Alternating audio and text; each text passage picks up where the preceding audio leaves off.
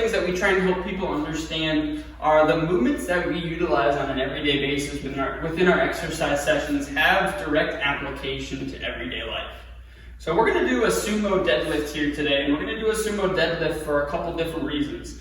Number one, it's going to show us how we can pick something off of the ground in a safe manner. And number two, it's going to reduce the range of motion needed to get toward the ground.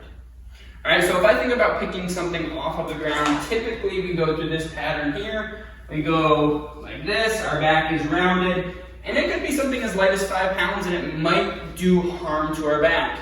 It might not. The idea is that we're trying to prevent anything from happening. So what we can do is we can get into a sumo deadlift form.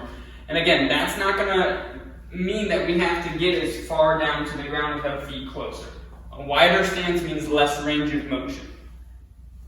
So I'm going to separate my feet beyond shoulder width. My toes are going to go slightly out.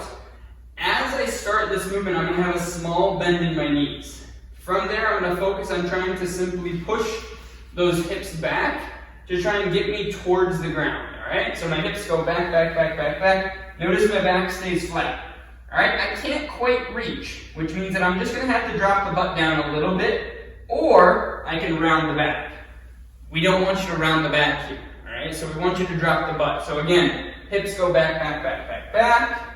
From there, I can't quite reach, so I just gotta drop the butt down, and now I can pick something off the ground in a safe way. Hips go back, butt goes down, I can set it down, and then the same thing on the way up.